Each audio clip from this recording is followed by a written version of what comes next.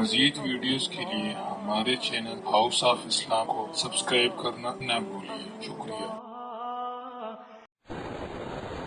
ونعوذ بالله من شرور أنفسنا ومن سيئات أعمالنا من يهده الله فلا مضل له ومن يضلله فلا هادي له وأشهد أن لا إله إلا الله وحده لا شريك له وأشهد أن سيدنا وسندنا ونبينا ومولانا محمدا عبده ورسوله صلى الله تعالى عليه وعلى آله وأصحابه وبارك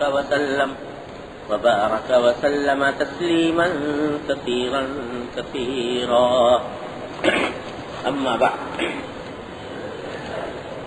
عن أبي هريرة رضي الله تعالى عنه عن النبي صلى الله عليه وسلم قال من نفس عن مؤمن كربة من كرب الدنيا نفس الله عنه كربة من كرب يوم القيامة ومن يسر على معسر يسر الله عليه في الدنيا والآخرة ومن ستر مسلما ستره الله في الدنيا والآخرة والله في عون العبد ما كان العبد في عون أخيه ومن سلك طريقا يلتمس فيه علما سهل الله به طريقا إلى الجنة وما اجتمع قوم في بيت من بيوت الله تعالى يتلون كتاب الله ويتدارسون بينهم إلا نزلت عليهم السكينة وغشيتهم الرحمة وحفتهم الملائكة وذكرهم الله في من عنده ومن بطأ به عمله لم يسرع به نسبه او كما قال صلی اللہ علیہ وسلم۔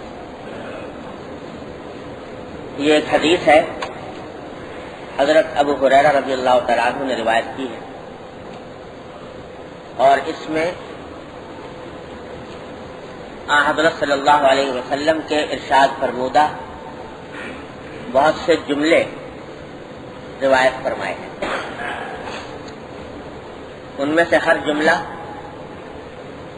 اپنے معنی اور مفہوم کے لحاظ سے بڑا جامع ہے، اور ان کو اس روایت میں، اس حدیث میں حضرت ابو ہریرہ نے جمع کر دیا ہے بہت سے جملوں کو۔ حضور اقدس صلی اللہ علیہ وسلم کا ارشاد ہے کہ اللہ تبارک و تعالی نے مجھے یہ خصوصیت عطا فرمائی ہے کہ اوتیت جوامع الکلم،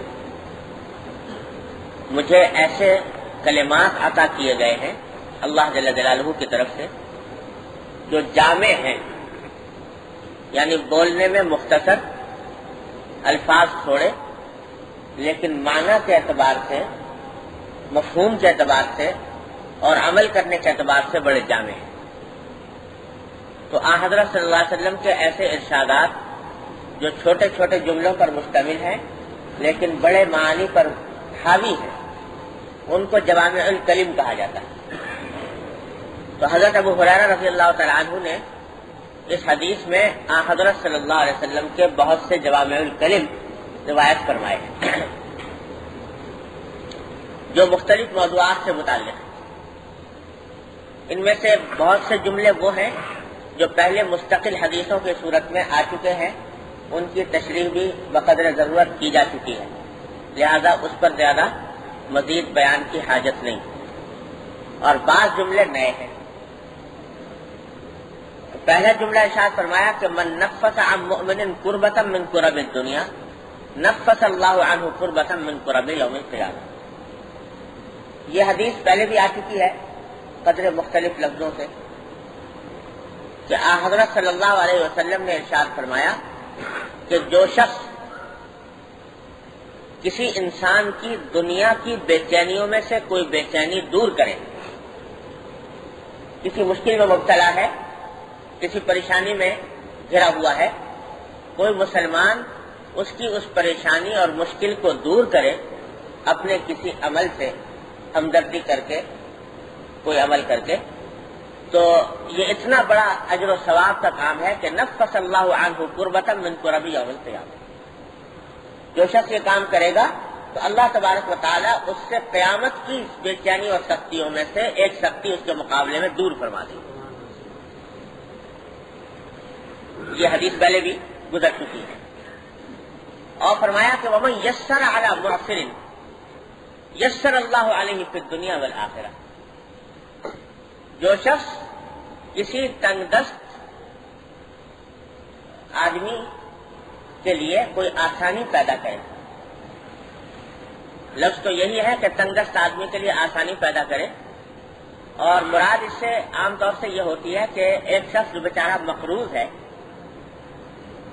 اس نے اپنی کسی ضرورت کی خاطر قرض لیا تھا، کسی خاص وقت پر دینے کا وعدہ کیا تھا، جب وہ وقت آیا تو دینے کے قابل نہیں، تنگ دست ہے اور دینا چاہتا ہے لیکن تنگ دستی کی وجہ سے دے نہیں سکتا.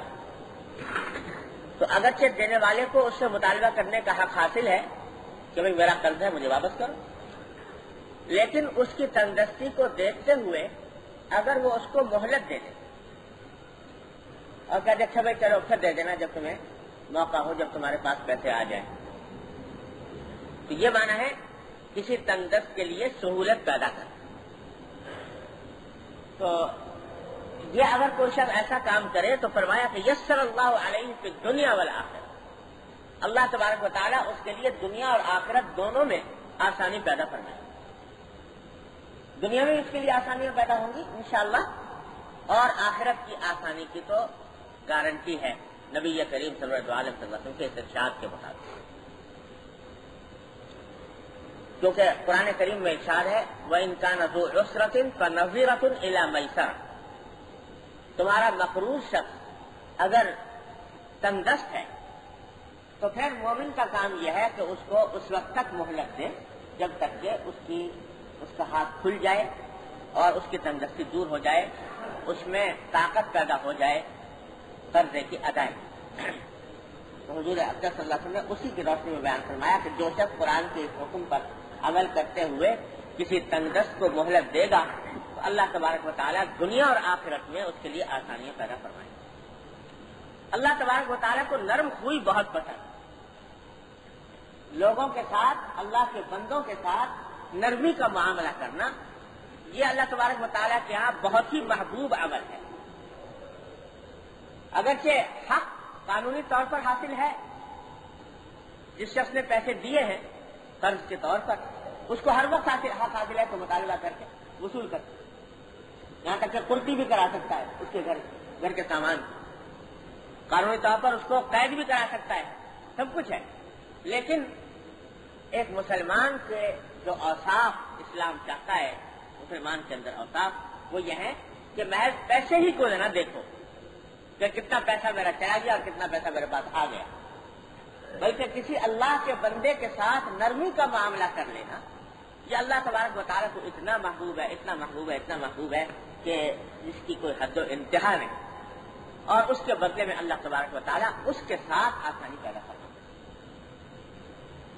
اللہ ایک حدیث آتی ہے کہ ایک مرتبہ نبی کریم سرورت عالم صلی اللہ علیہ وسلم نے ارشاد فرمایا کہ ایک شخص اللہ تبارک و تعالیٰ کی بارگاہ میں پیش ہوا.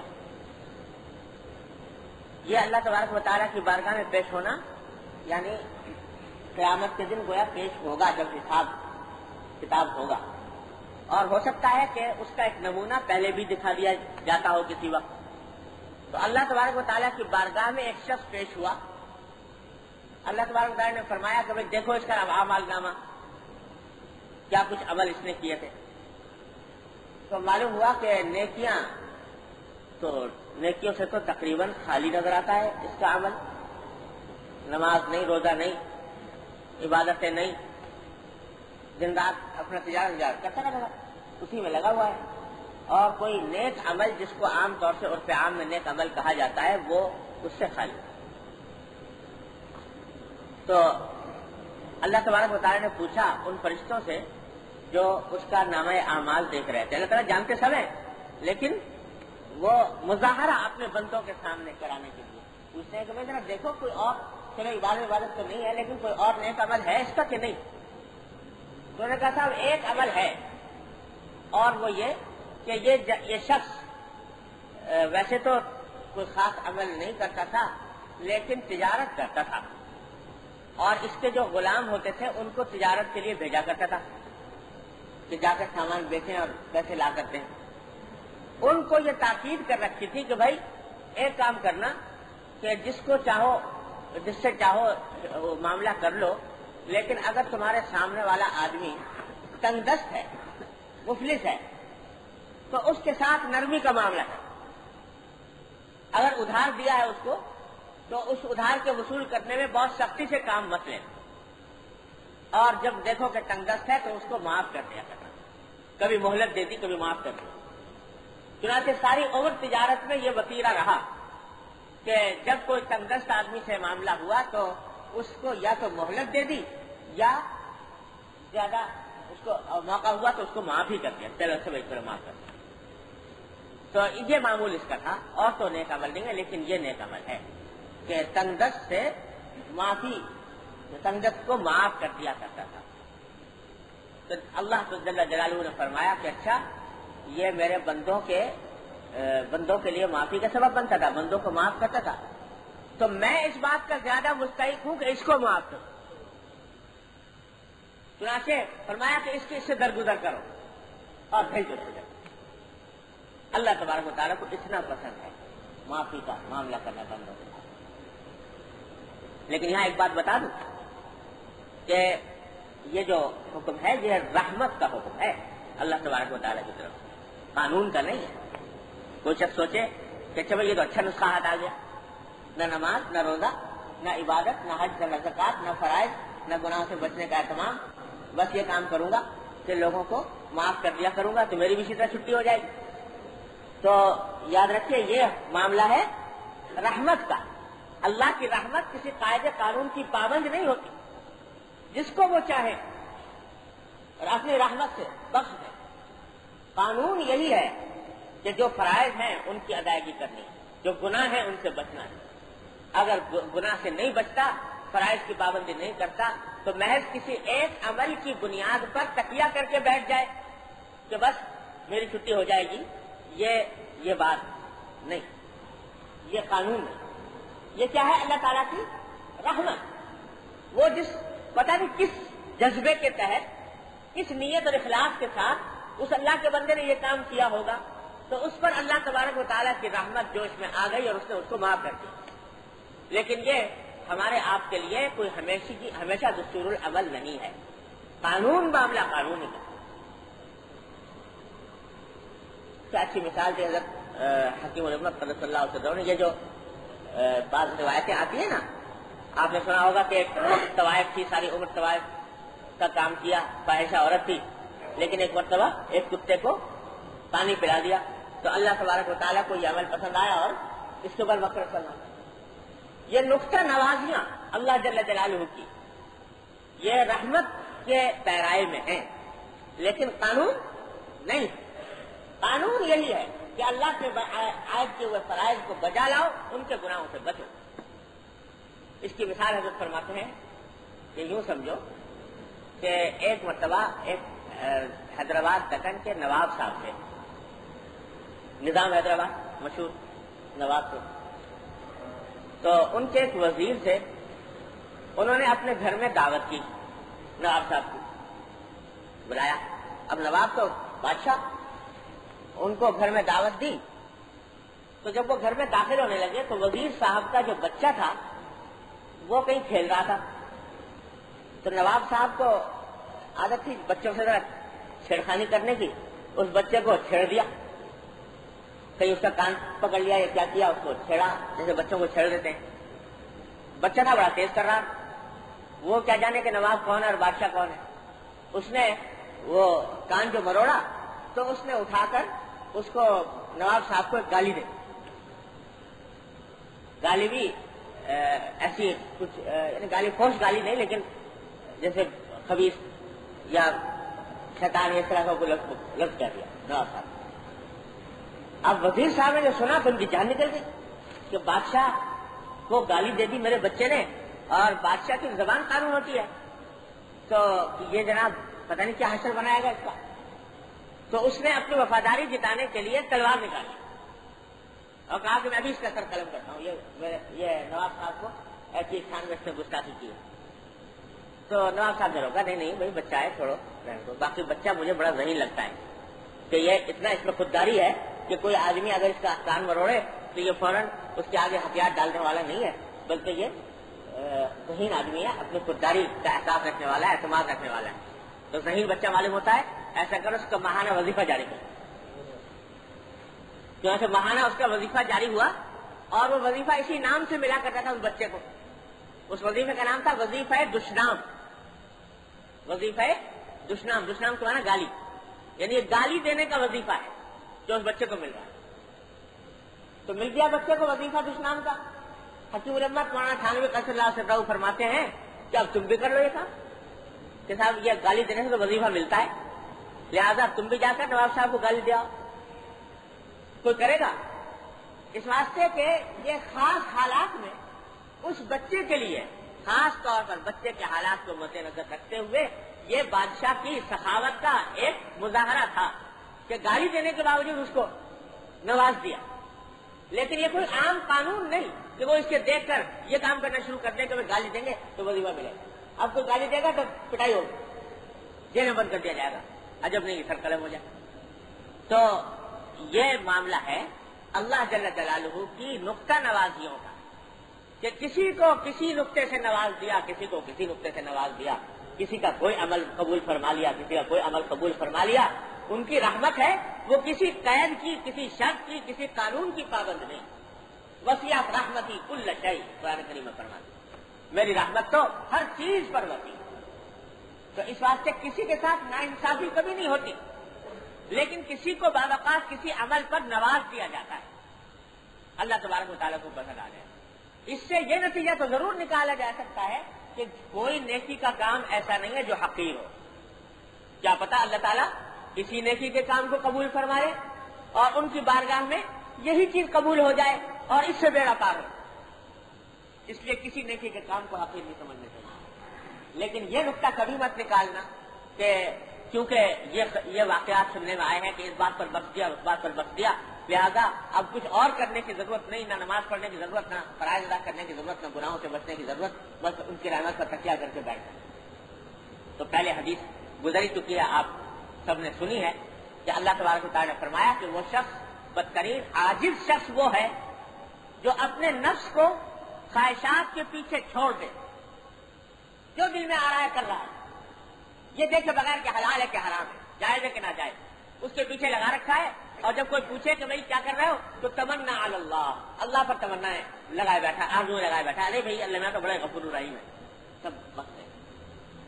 تو یہ شخص عاجز. تو یہ نتیجہ نہ نکالنا اس واقعے کا جو میں نے ابھی سنایا کہ اللہ تبارک و تعالیٰ نے مغفرت فرما دی اس اللہ کے بندے کی اس بنا پر کہ وہ ہر ایک سے آسانی کا معاملہ کرتا تھا.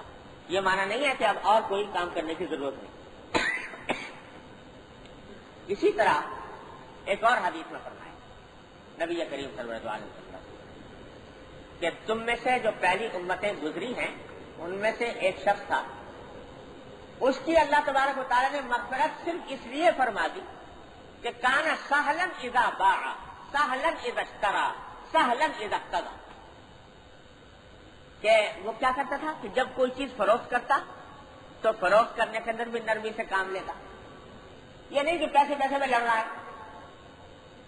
جو قیمت بتا دی وہ گاہک کہہ رہا بھی تھوڑی سی کمی کر دو، تو چلو سوچا کہ زیادہ نفع نہ صحیح تھوڑا کم آ جائے گا، دے دو اس کو.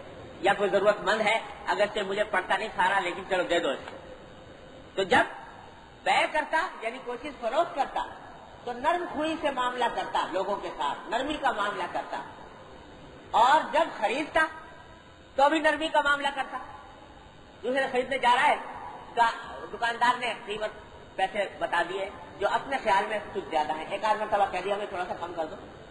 لیکن یہ نہیں کہ اس کے اوپر لڑ رہا ہے، کھڑا ہوا جان دے رہا ہے ایک ایک پیسے کے اوپر اور مقابلہ کر رہا ہے. یہ نہیں، بلکہ اچھا بھائی تم چلو، تم کہہ رہے ہو چلو تم خوش رہو، نہیں لے لو جاؤ. سہلن اذا اقتضى، اور سہلن اذا اقتضى، جب دوسرے سے اپنا حق لینے کا معاملہ آئے، پیسے وصول کرنے ہیں، قرضہ وصول کرنا ہے، اس وقت بھی نرمی کا معاملہ کرتا کہ اچھا بھائی اگر تمہیں اس وقت موقع نہیں ہے، تمہارے حالات نہیں ہیں، چلو چھوڑ دیا، تمہیں مہلت دے.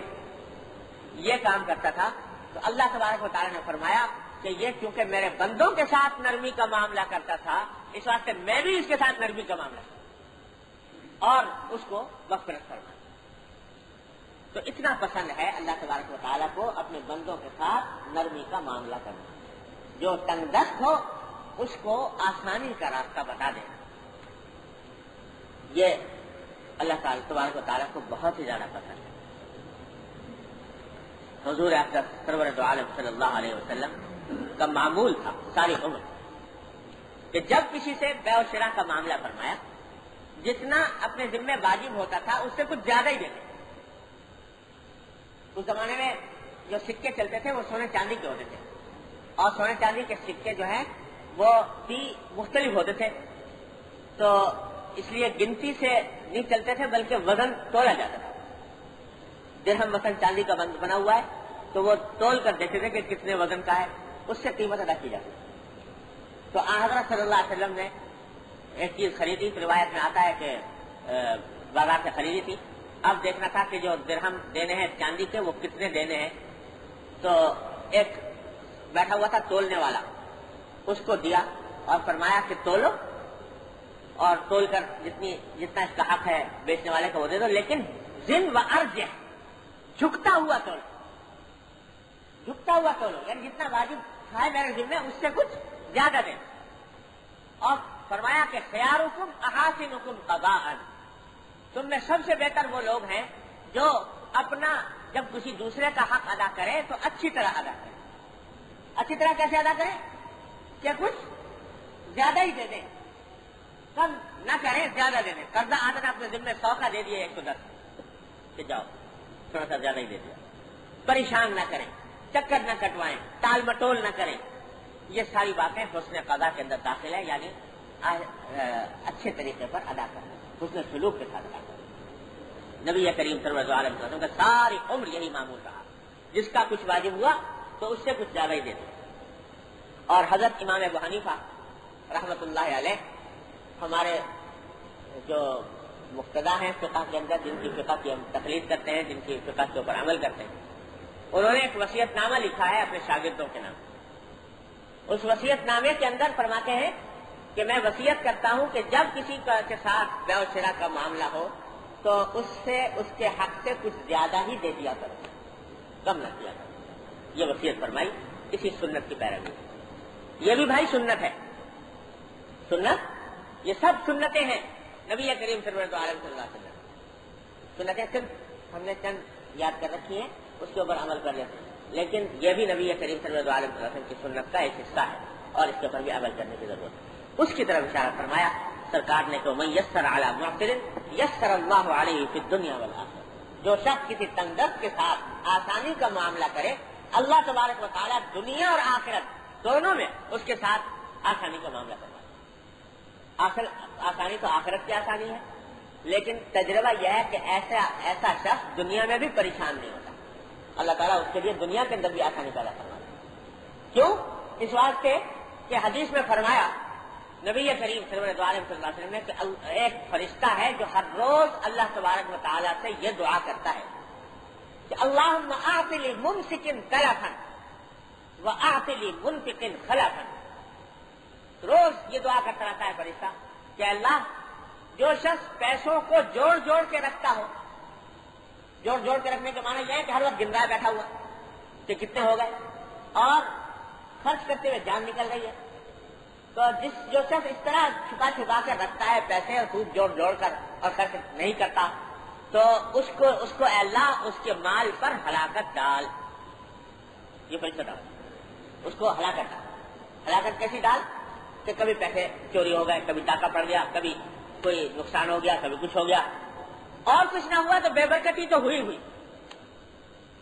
اگر پیسے گنتی میں کیا زیادہ ہو گئے، لیکن جو فائدہ حاصل ہونا چاہیے تھا اس پیسے کا، جو برکت ہونی چاہیے تھی اس پیسے میں، وہ برکت حاصل نہ ہوئی۔ پیسے تو کما لایا، گھر میں ڈھیر بھی رکھا ہے، لیکن گھر میں بیماری ہو گئی کھڑی، اب جناب سارے پیسے جو ہیں وہ ہسپتال کے اور ڈاکٹر کے نظر ہو رہے ہیں۔ یہ کیا برکت ہوئی؟ یا پیسے لے آیا، پیسوں کا انبار گھر میں جمع کر لیا، لیکن آپس میں ناچاکی کھڑی ہو گئی، اور اس ناچاکی کے نتیجے میں زندگی کا لطف جاتا رہا.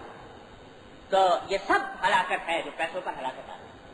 تو فرشتہ یہ دعا کرتا ہے کہ یا اللہ جو جوڑ جوڑ کر رکھتا ہو پیسے کی محبت اس کے دل میں اس طرح بھری ہوئی ہو کہ کسی کے ساتھ کبھی نرمی کا معاملہ نہیں کرتا, تو اس کے مال کے اوپر ہلاکت ڈال. وَآتِ لِمُنْفِقٍ خَلَفًا, اور اللہ جو شخص اللہ کے راستے میں خرچ کرتا ہو, صدقہ خیرات, لوگوں کے ساتھ حسن سلوک, لوگوں کو پیسے دے رہا ہے, ان کے پیسے معاف کر رہا ہے اور لوگوں کے ساتھ نرمی کا معاملہ کر رہا ہے, تو اے اللہ ایسے خرچ کرنے والے کو خرچ کا بدلہ عطا فرما, دنیا ہی میں عطا فرما. آخرت میں تو ملے گا ہی, لیکن دنیا میں فرشتہ دعا یہ کرتا ہے کہ دنیا میں عطا فرما. تو جو شخص بھائی اس طریقے سے لوگوں کے ساتھ نرمی کا معاملہ کرنے والا ہو, بظاہر تو یوں معلوم ہوتا ہے کہ بھئی پیسے اس کے زیادہ خرچ ہوں گے دوسرے کے مقابلے میں, لیکن جو پیسہ جا رہا ہے در حقیقت وہ جا نہیں رہا, وہ حقیقت میں برکت لا رہا ہے. اللہ تبارک و تعالیٰ اس طرح, تو اللہ تعالیٰ اس کے بدلے میں عطا فرماتے ہیں. آج تک کوئی شخص ایسا نہیں دیکھا گیا جو اس وجہ سے مفلس ہو گیا کہ صدقہ خیرات زیادہ کرتا ہے, یا اس وجہ سے مفلس ہو گیا ہو کہ لوگوں کے ساتھ نرمی کا معاملہ کرتا ہے. ایسا کبھی نہیں ہوا. اللہ تعالیٰ اس کے بدلے میں اس کو عطا فرمائے. اس لیے فرمایا کہ دنیا میں بھی آسانی اللہ تعالیٰ پیدا فرمائیں گے اور آخرت میں بھی انشاءاللہ آسانی ہوگی. تیسرا جملہ پھر وہی جو پہلے یہ آ چکا ہے کہ ومن ستر مسلما سترہ اللہ فی الدنیا والآخرہ, کہ جو شخص کسی مسلمان کی پردہ پوشی کرے, اس کے کسی عیب کو چھپائے, لوگوں کے سامنے رسوا نہ کرے, رسوا ہونے سے بچائے, تو اللہ تعالیٰ دنیا اور آخرت میں اس کی پردہ پوشی فرمائے, اس کے عیب کو چھپائے. پہلے آ چکی ہے یہ حدیث. اور اگلا جملہ بھی وہ ہے جو پہلے آ چکا, واللہ فی عون العبد ما کان العبد فی عون اخیہ. اللہ تعالیٰ اپنے بندے کی مدد میں لگا ہوا ہوتا ہے جب تک کہ اس کا بندہ اپنے کسی بھائی کی مدد میں لگا. ایک شخص اپنے بھائی کی مدد کر رہا ہے کسی پریشانی کو دور کرنے کے لیے, کسی مقصد کے حصول کے لیے, جب تک وہ اس کام میں لگا رہے گا اللہ تعالیٰ اس بندے کی مدد کرتے رہے گا. یہ وعدہ اللہ نے فرما رہے ہیں نبی کریم صلی اللہ علیہ وسلم, یہ بھی پہلے آ چکا. اور اگلا جملہ ہے کہ ومن سلک طریقا یلتمس فیہ علما سہل اللہ لہ بہ طریقا الی الجنہ. یہ بڑی خوشخبری اور بشارت کی حدیث ہے, ہم سب کے لیے ہے. اللہ تعالیٰ ہمیں سب کو اس کا مصداق بننے کی توفیق عطا فرمائے. فرمایا کہ جو شخص کوئی راستہ چلے, کوئی مسافت قطع کرے, کوئی فاصلہ طے کرے, اس لیے طے کرے یلتمس فیہ علما, کہ اس فاصلہ طے کرنے سے اس کا مقصد یہ ہو کہ علم دین کی کوئی بات معلوم ہو جائے, دین کی کوئی بات معلوم ہو جائے, دین کا کوئی علم حاصل ہو جائے. اس کام کے لیے جو راستہ طے کرے تو سہل اللہ لہ بہ طریقا الی الجنہ, اللہ تعالیٰ اس چلنے کی بدولت اس کے لیے جنت کا راستہ آسان فرما دے. کہ یہ میرا بندہ اس لیے چلا تھا, اس لیے اس نے مسافت قطع کی تھی تاکہ میرے دین کی کوئی بات اس کو معلوم ہو جائے, تو اس کے لیے جنت کا راستہ آسان ہو جائے. اتنی فضیلت ہے, معمولی بات نہیں. دین کی ایک بات معلوم کرنے کی خاطر جو سفر کیا جائے گا, آپ کو ایک مسئلہ معلوم نہیں ہے اور کسی مفتی کے پاس جا رہے ہیں یہ معلوم کرنے کے لیے کہ بھائی اس میں مجھے کیا کرنا چاہیے, تو یہ جو جا رہے ہیں آپ, یہ سارا راستہ دین کا علم حاصل کرنے کے لیے قطع ہو رہا ہے. تو انشاءاللہ اس بشارت کے مصداق ہوں گے کہ اللہ تعالیٰ اس کے بدلے میں جنت کا راستہ آسان کرنا ہے. اور بعض روایتوں میں آتا ہے کہ جو شخص اللہ کے دین کا علم حاصل کرنے کے لیے چلتا ہے تو ہر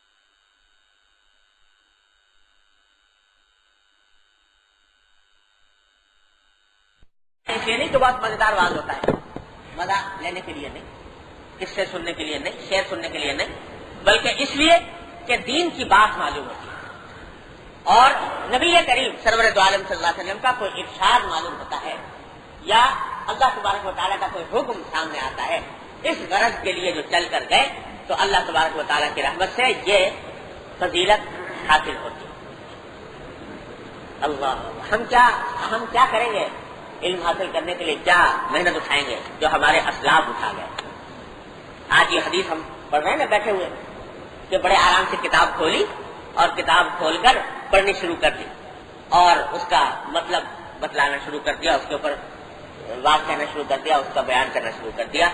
یہ آج اس شکل میں جو ہمارے پاس محفوظ ہے، یہ سب ہمارے اسلاف واقع کر کے، روکھی سوکھی کھا کے، موٹا جھوٹا پہن کر، مشقتیں اٹھا کر، قربانیاں دے کر یہ علم ہمارے واسطے تیار کر دیا، ورنہ آج وہ نہ کرتے تو آج ہمارے پاس نبی کریم سرور دو عالم صلی اللہ علیہ وسلم کا کہ یہ ارشادات اس طرح محفوظ نہ رہتے، ایک ایک ادا سرکار دو عالم صلی اللہ علیہ وسلم کی محفوظ کر کے چلے گئے، قیامت تک آنے والوں کے لیے ایک لائے عمل بتا گئے، ایک مثال راہ بتا گئے۔ کس طرح بتا گئے؟ اس طرح بتا گئے کہ بخاری شریف میں روایت آتی ہے کہ صحابی ہیں حضرت جابر رضی اللہ تعالیٰ، پہلے صحیح حدیث ہے اس کی طرف ان سے روایت آپ کے سامنے آئی، حضرت جابر رضی اللہ تعالیٰ حضور اقدس صلی اللہ علیہ وسلم کے بڑے قریبی محبوب صحابہ میں سے تھے، انصاری صحابی تھے، اور حضور اقدس صلی اللہ علیہ وسلم سے خود بہت سی حدیثیں روایت تھی۔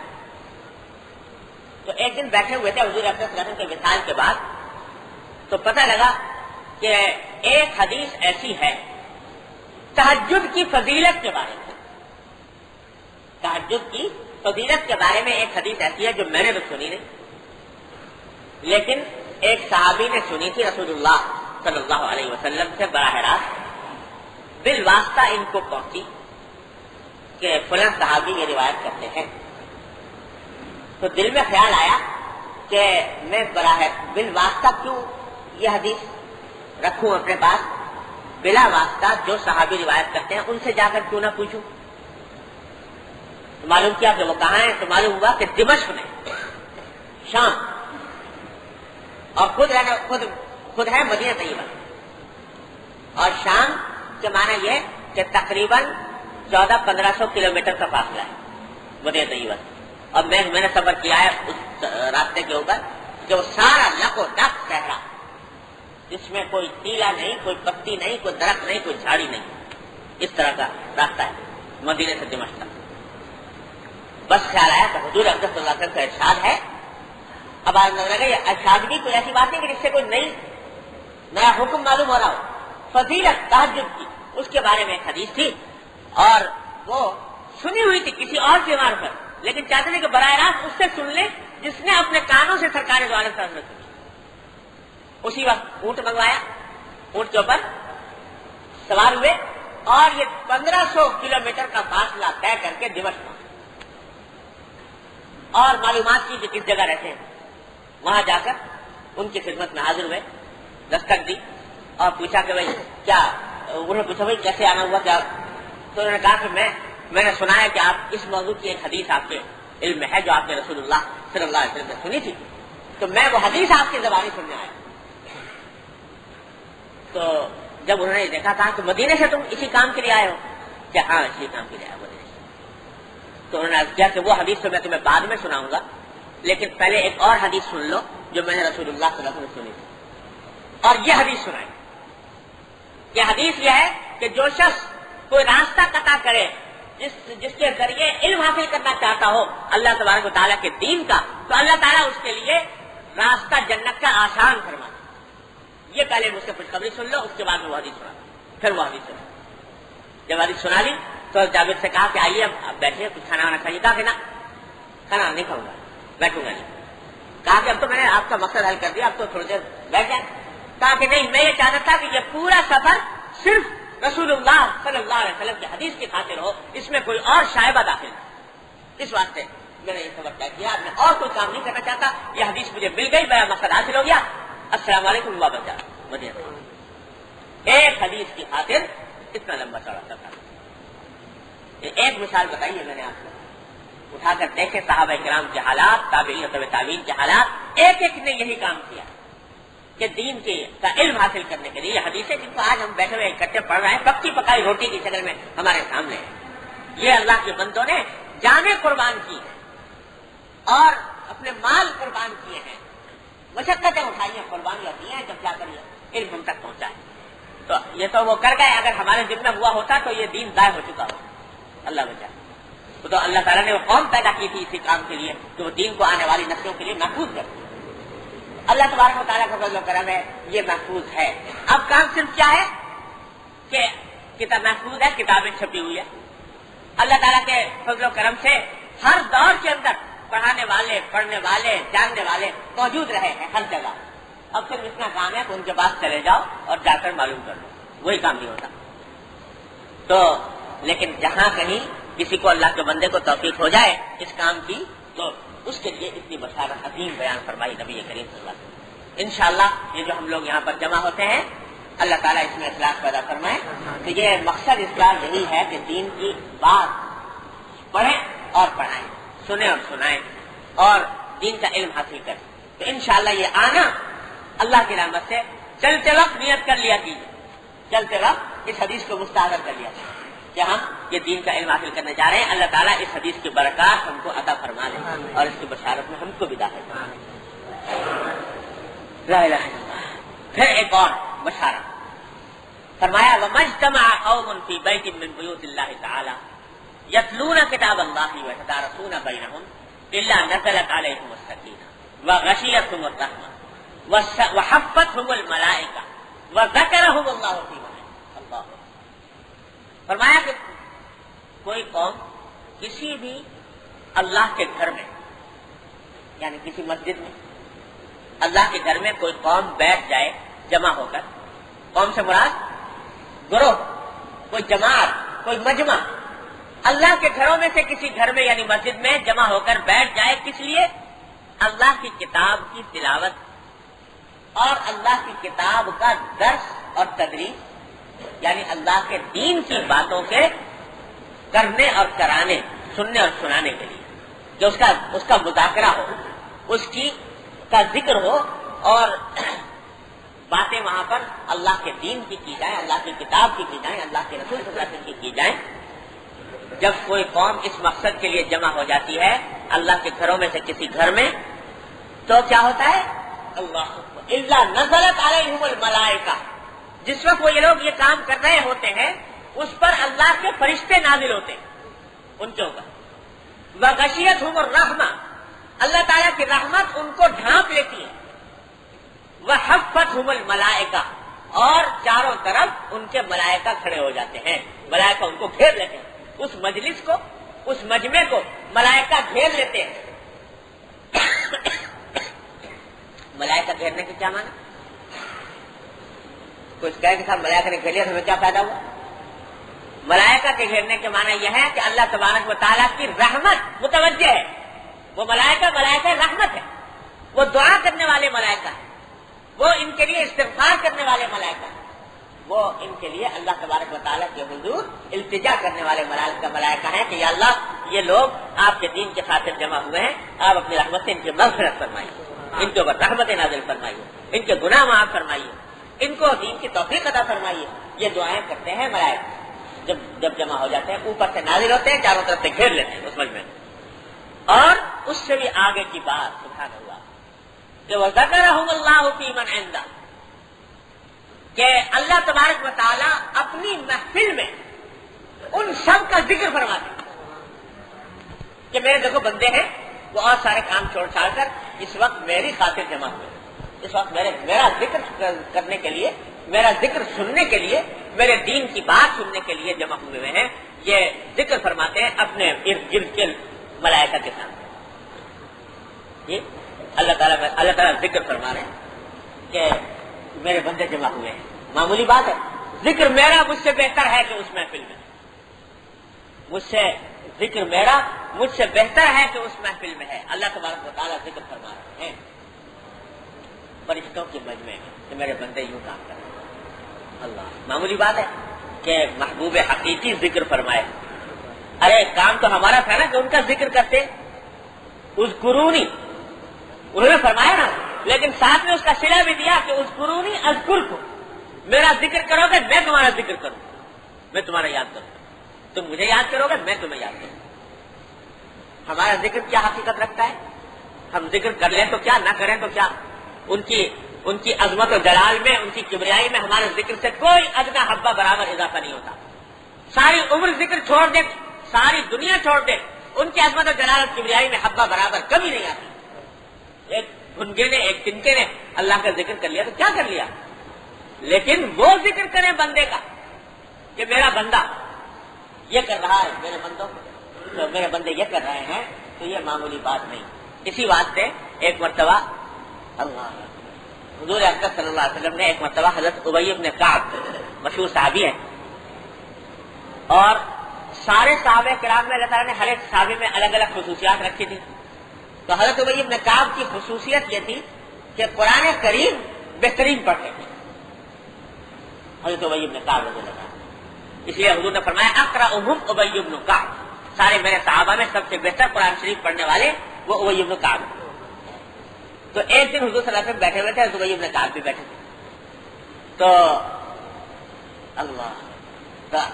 حضور اکرم صلی اللہ علیہ وسلم نے فرمایا کہ اللہ تعالیٰ نے مجھے جبرائیل کے واسطے سے یہ پیغام بھیجا ہے کہ تم ابی بن کعب سے کہو کہ وہ تمہیں قرآن شریف سنائیں، تمہیں قرآن شریف سنائیں. تو ابی بن کعب سے فرمائش کرو. جب حضرت ابی بن کعب نے یہ بات سنی تو فوراً زبان سے کہا کہ یا رسول اللہ، کیا اللہ تبارک و تعالیٰ نے میرا نام لیا، میرا نام لے کر فرمایا کہ ابی بن کعب سے ایسا کہو. تو حضرت نے فرمایا کہ ہاں تمہارا نام لے. تو جس وقت یہ کلمہ سرکار دوارے نے فرمایا کہ ہاں تمہارا نام لے کر کہا ہے، تو ابی بن کعب کی ہچکیاں بن گئی، روتے روتے گریا تاری ہو گیا، رونے لگے. کہا کہ میں کہاں اس لائق کہ اللہ تبارک و تعالیٰ میرا ذکر فرمائے، میرا نام لے کر ذکر فرمائے. تو کسی بندے کا ذکر اللہ جل جلالہ فرمائے، یہ اتنی بڑی دولت ہے، اس سے بڑی نعمت ہے، کیا انسان اس کی قدر کر سکتا ہے. ساری نعمتیں ایک طرف اور اللہ تعالیٰ کا ذکر فرمانا، اللہ تعالیٰ کا یاد فرمانا یہ ایک طرف. تو اتنی بڑی نعمت بیان فرمائی کہ جب اللہ کے دین کی خاطر، اس کے پڑھنے پڑھانے کی خاطر جمع ہوتے ہیں لوگ، تو اللہ تبارک و تعالیٰ اپنے مجمع کے اندر ذکر فرماتے ہیں. اور ایک حدیث قدسی ہے کہ اللہ تبارک و تعالیٰ نے فرمایا، نبی کریم صلی اللہ علیہ وسلم ارشاد فرماتے ہیں کہ اللہ جل جلالہ کا کلام نقل فرماتے ہیں، اس کو حدیث قدسی کہتے ہیں. حدیث قدسی میں فرماتے ہیں کہ اللہ تبارک و تعالیٰ نے فرمایا کہ من ذکرنی فی نفسی ذکرتہ فی نفسی، جو شخص میرا ذکر کرتا ہے تنہائی میں تو میں اس کا ذکر کرتا ہوں تنہائی میں. میں بھی تنہائی میں اس کا ذکر کرتا ہوں، اس کو یاد کرتا ہوں. ومن ذکرنی فی ملئ ذکرتہ فی ملئ خیر منہ، اور جو شخص کہ میرا ذکر کرتا ہے کسی مجمع میں تو میں اس کا ذکر کرتا ہوں اس سے بہتر مجمع میں. وہ جو اگر کسی مجمع میں ذکر کرے گا تو کس مجمع میں؟ انسانوں کے مجمع میں. اور میں ذکر کرتا ہوں اس کا اس سے بہتر مجمع میں، یعنی ملائکہ کے مجمع، اس میں ذکر کرتا ہوں. یہ اتنی بڑی دولت، اتنی بڑی فضیلت بیان فرمائی، کتنی فضیلتیں جمع فرما دی کہ سکینت نازل ہوتی ان کے اوپر، سکینت نازل ہوتی ہے اللہ تبارک و تعالیٰ کی طرف، اور رحمت ان کو ڈھانپ لیتی ہے، فرشتے ان کا احاطہ کر لیتے ہیں، اور اللہ تعالیٰ اپنے پاس کے لوگوں میں اس کا ذکر فرماتے ہیں، اس کو یاد فرماتے ہیں. اتنی بڑی فضیلت ان لوگوں کے لیے جو اللہ کی کتاب کے درس و تدریس کے لیے، اور اس میں انشاءاللہ داخل ہے وہ ساری باتیں جو دین کے درس و تدریس کے لیے یا دین کی افہام و تفہیم کے لیے جو کی جائیں، وہ سب انشاءاللہ اسی کے مفہوم کے اندر داخل ہیں. اللہ تعالیٰ اپنی رحمت سے ہم سب کو اس کا مصداق بننے کی توفیق عطا فرمائے. اس لیے معمولی بات نہیں ہے یہ جو ہم جمع ہو جاتے ہیں، ہفتے میں ایک دن بیٹھ جاتے ہیں، یہ معمولی بات نہیں. اللہ تبارک و تعالیٰ کی رحمت سے بڑی اجر و ثواب اور فضیلت کی چیز ہے، بشرطے کہ اخلاص ہو، دل طلب ہو اللہ کے دین کی، تو یہ سارا عمل انشاءاللہ مقبول ہے اللہ تبارک و تعالیٰ کے. آخری جملہ اس حدیث میں ارشاد فرمایا وَمَنْ بَطَّأَ بِهِ عَمَلُهُ لَمْ يُسْرِعْ بِهِ نَسَبُهُ. یہ بھی عجیب جواب کلیم میں سے ہے جملہ کہ جس شخص کا جس شخص کے عمل نے اس کو پیچھے چھوڑ دیا، یا کیا کہنا چاہیے کہ جو شخص اپنے عمل کی وجہ سے پیچھے رہ گیا تو محض اس کا نسب اس کو جلدی سے آگے بڑھانے کے لیے ناکافی ہوگا۔ کیا مطلب؟ کہ اگر اپنا عمل تو ہے خراب اور اس خراب عمل کی وجہ سے جنت تک پہنچنے میں پیچھے رہ گیا، دوسرے لوگ جنت کو جلدی جلدی قدم بڑھا کر چلے گئے، یاران تیز گام نے منزل کو جا لیا، ہم محو نہ رہے جرسے کارواں رہے، یاران تیز گام نے منزل کو جا لیا، تو وہ آگے بڑھ گئے، جنت تک پہنچ گئے، اور یہ رہ گیا اپنے عمل کی خرابی کی وجہ سے پیچھے رہ گیا، یعنی عمل کی اصلاح نہ کر پایا۔ تو صرف نسب کی وجہ سے کہ یہ فلاں خاندان سے تعلق رکھتا ہے، فلاں بزرگ کا بیٹا ہے، فلاں عالم کا بیٹا ہے، محض اس بنیاد پر وہ جلدی نہیں پہنچ سکے گا۔ کیا مانا؟ اشارہ اس طرف فرمایا کہ میں اس پر تکیہ کر کے نہ بیٹھو کہ میں بڑا فلاں کا صاحبزادہ ہوں، فلاں کا بیٹا ہوں، فلاں نسل فلاں خاندان سے تعلق رکھتا ہوں، بلکہ عمل صحیح کرنے کی فکر کرو۔ اگر عمل صحیح نہ ہوا تو محض یہ تعلق کہ صاحب فلاں کا بیٹا ہے یہ کافی نہیں ہوگا۔ اگر یہ کافی ہوتا تو نوح علیہ السلام کا بیٹا جہنم میں نہ جاتا۔ نوح علیہ السلام اتنے بڑے پیغمبر اور دعائیں بھی فرمائے کہ میرے بیٹے کو یا اللہ مغفرت فرما دے، تو اللہ تعالیٰ نے منظور نہیں فرمایا کہ انہ عمل غیر صالح، اس نے جو عمل کیا ہے وہ صالح عمل نہیں ہے، لہذا ان کی حق میں تمہاری دعا قبول نہیں ہوگی۔ تو عمل ہے اصل چیز۔ ہاں، اس عمل کے اندر محمیز بن جاتی ہے، اس میں ایک سہارا لگ جاتا ہے کہ جب کسی بزرگ سے تعلق ہوتا ہے تو اس بزرگ کے تعلق کی وجہ سے اللہ تبارک و تعالیٰ اس میں کچھ سہارا عطا فرما ہے، لیکن توجہ کرنا اپنی طرف سے شرط ہے۔ جس کو توجہ ہی نہیں، فکر ہی نہیں، طلب نہیں، غفلت میں مبتلا، تو محض نسب کے تعلق کی وجہ سے آگے نہیں بڑھ سکے گا۔ یہ ہے جملے کا اس حدیث کے اس ارشاد کا مطلب۔ لہذا سبق یہ ملا کہ محض نسبی خاندان سے تعلق ہونے کی وجہ سے، جیسے ہوتا ہے نا بعض اوقات کسی بزرگ کے خاندان سے تعلق ہوتا ہے، اس کے بیٹے ہیں، پوتے ہیں، پڑ پوتے ہیں، تو محض اس کے اوپر تکیہ کر کے بیٹھ گئے بچا لیں گے وہ، تو یہ کبھی نہیں ہو سکتا جب تک کہ عمل اپنا بھی اس طریقے پر نہ ہو۔ اگر تم کہیں اور راستے پہ جا رہے ہو، جس نسب سے خاندان سے تعلق رکھتے ہو وہ کسی اور راستے کے تھے، تو بچاؤ نہیں جب تک کہ عمل درست نہ ہو۔ اللہ تعالیٰ ہم سب کو عمل درست کرنے کی توفیق عطا فرمائے۔ یہ باب چل رہا ہے، یہ جو حدیثیں ساری پڑھی جا رہی ہے، باب چل رہا ہے، آپ کو یاد ہوگا پچھلے جمعہ میں شروع کیا تھا، باب قضاء حوائج المسلمین، یعنی مسلمانوں کی حاجت پوری کرنے کی فضیلت کے بیان ہے کہ کسی مسلمان کو کوئی ضرورت لاحق ہے، اس ضرورت کو پورا کر دیا، اس کے ساتھ ہمدردی کر دی، اس کی کیا فضیلت ہے۔ تو اسی میں یہ حدیثیں آ رہی تھی۔ اب ایک اور حدیث اس میں ارشاد فرمایا کہ عن ابی موسیٰ الاشعری رضی اللہ تعالی عنہ قال كان النبي صلی اللہ علیہ وسلم اذا اتاه طالب حاجة اقبل على جلسائه فقال اشفعوا تؤجر ويقضي الله على لسان نبيه ما احب۔ یہ عجیب حدیث ہے۔ فرمایا کہ جب کبھی نبی کریم سرور دو عالم صلی اللہ علیہ وسلم مجلس میں تشریف فرما ہوتے اور کوئی حاجت مند آ جاتا اور حضور اقدس صلی اللہ علیہ وسلم سے کوئی اپنی حاجت پوری کرنے کی درخواست کرتا، خواہ وہ حاجت کسی بھی قسم کی ہو، مالی حاجت ہو یا اس کو کوئی کام کرانا منظور ہو، تو قبل اس کے کہ آپ اس کو جواب دیں، بعض اوقات حاضرین سے فرماتے کہ بھائی تم ان کی سفارش کر دو، یہ جو مجھ سے کام کرانے آیا ہے اس میں اس کی سفارش کر دو تاکہ تمہیں سفارش کا ثواب مل جائے۔ فیصلہ تو میں وہی کروں گا جو اللہ تعالیٰ چاہیں گے، اس کی بات مانوں یا نہ مانوں، وہ اللہ تبارک و تعالیٰ کا جو حکم ہوگا اس کے مطابق فیصلہ کروں گا۔ جو کام کرانے کو یہ کہہ رہا ہے اگر اللہ کا حکم ہوگا کروں گا، نہیں ہوگا تو نہیں کروں گا، لیکن تم سے اس لیے کہہ رہا ہوں تاکہ تم جب سفارش کرو گے تو تمہیں سفارش کرنے کا ثواب مل جائے، تاکہ سفارش کرنے کا اجر مل جائے، اس لیے تم سے کہہ رہا ہوں۔ تو صحابہ کرام سے سفارش کراتے، اس کے بعد فیصلہ کرنا۔ اس سے کیا مقصود تھا حالانکہ فیصلہ تو آپ کو خود ہی کرنا تھا، بغیر سفارش کے بھی کر دیتے. لیکن صحابہ کرام سے سفارش کرانے کے معنی یہ ہے کہ ان کو اہمیت بتانی ہے، فضیلت بتانی ہے سفارش، کہ کسی حاجت مند کی حاجت پوری کرنے کے لیے سفارش کرنا کتنا ثواب کا کام ہے. چنانچہ قرآن کریم کی آیت میں ہمارے تعالیٰ نے ارشاد فرمایا ہے وَمَن يَشْفَعْ شَفَاعَةً حَسَنَةً يَكُن لَهُ نَصِيبٌ مِّنْهَا. جو شخص کوئی اچھی سفارش کرے تو اس کو اس سفارش سے حصہ ملے گا آخرت کے اندر، اس کے اجر میں وہ شامل ہے. تو اس سے مقصود ہے سفارش کی فضیلت بیان فرمانا، کہ جہاں تمہیں ممکن ہو سفارش کرنا کسی اللہ کے بندے کی، اس کا کام بنانے کے لیے، تو سفارش کر دیا کرو تاکہ تمہیں اجر ملے. اللہ کے لیے کرو، للہ باللہ کرو. یہ فضیلت بیان کرنا مانگا. لیکن یہاں خوب سمجھ لیجیے سفارش کے کیا مطلب ہوتا ہے، اور سفارش کے بھی کچھ احکام ہیں شریعت. ان احکام کی خلاف ورزی میں جو سفارش کی جائے گی اس میں کوئی اجر نہیں، اور اس کے اندر بلکہ بعض اوقات الٹا گناہ ہونے کا نہیں. یہ سفارش آج کل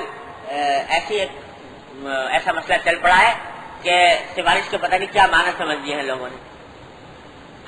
بعض لوگ اچھے خاصے نیک نیتی سے اسی قسم کی حدیثیں دیکھ کر یہ سمجھتے ہیں سفارش کرنا کیونکہ بہتر کام ہے لہٰذا تم سفارش کرو اور کرواؤ. لیکن اس کے کچھ احکام ہیں وہ سمجھنے کی ضرورت ہے. اور حضرت حکیم الامت مولانا خان قدس اللہ سرہ نے اپنے مواعظ میں ملفوظات میں اس کے احکام بہت کثرت سے بیان فرمائے. ان کا رعایت نہ رکھنے سے بڑے مفاسد پیدا ہو. سب سے پہلی شرط تو یہ ہے سفارش کے موجب اجر ہونے کی، کہ وہ جس کام کی سفارش کرائی جا رہی ہے وہ جائز کام ہو. ناجائز کام کی سفارش کرانا کسی حال بھی جائز نہیں. چنانچہ جہاں قرآن کریم نے یہ فرمایا کہ يَكُن لَهُ نَصِيبٌ مِّنْهَا، کہ جو اچھی سفارش کرے گا اس کو حصہ ملے گا.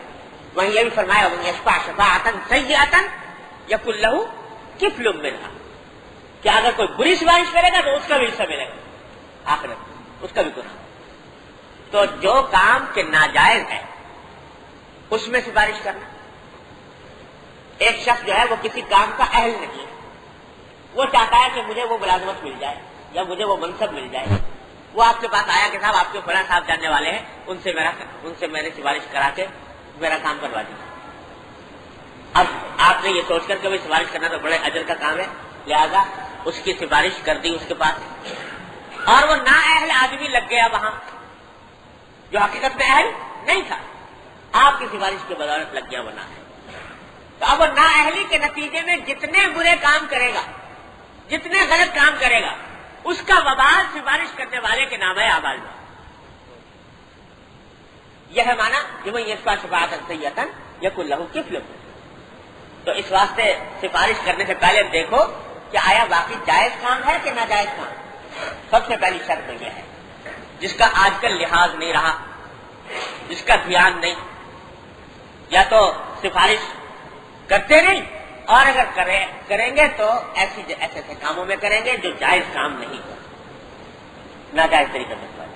نہ ایسی سفارش کرنا جائز، نہ ایسی سفارش کرانا جائز، اور اس کے ذریعے جو مفاسد پیدا ہوں گے وہ نام اعمال میں.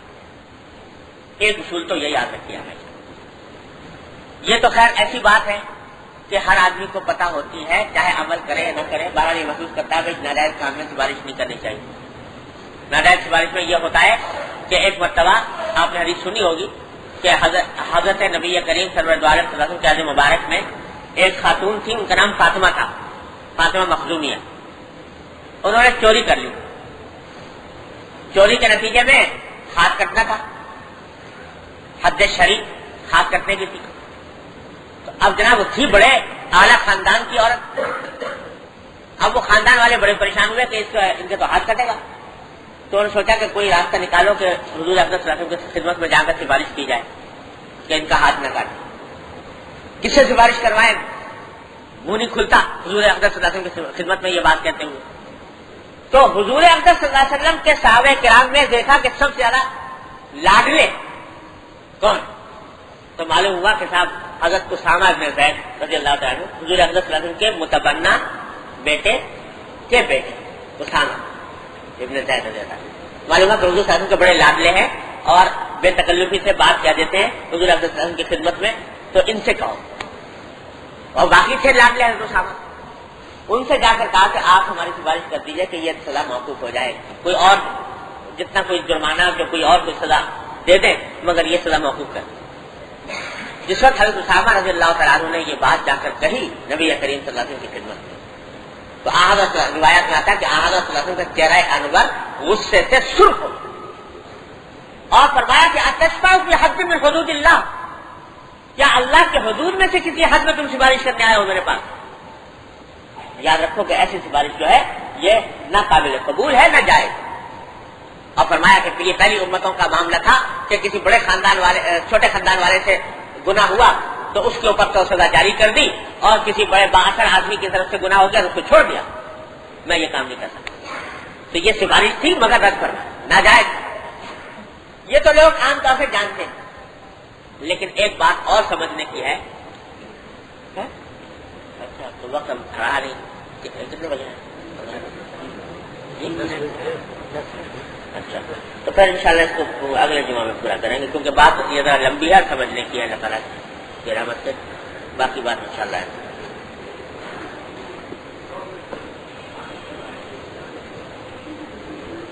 نہیں, وہ جو سود ہوتا ہے نا وہ سب جب پہلے سے طے ہو کہ 100 کے میں 110 لوں گا یا دوں گا, پہلے سے طے ہو تو سود ہو جاتا ہے. لیکن پہلے سے تو کوئی بات طے نہیں ہے, لیکن جب دینے کا وقت آیا تو دینے والے نے تھوڑے سے بڑھتے ہوئے دے دیے تو وہ جائے.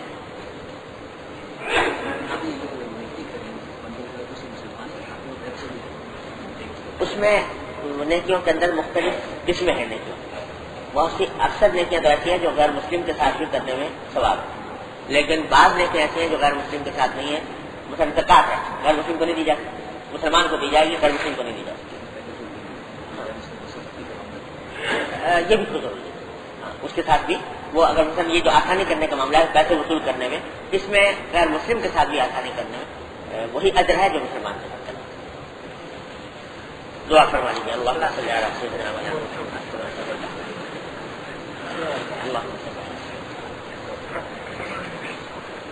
ربنا ظلمنا انفسنا وان لم تغفر لنا وترحمنا لنكونن من الخاسرين.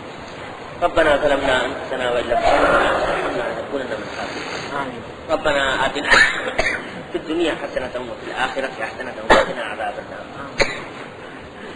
يا أرحم الراحمين, يا غياث المستغيثين, يا مانع المستجيبين, یا مجیب دعوت المستقین, اپنے فضل و کرم اپنے رحمت سے ہمارے تمام گناہوں کو معاف. یا اللہ ہمارے تمام چھوٹے بڑے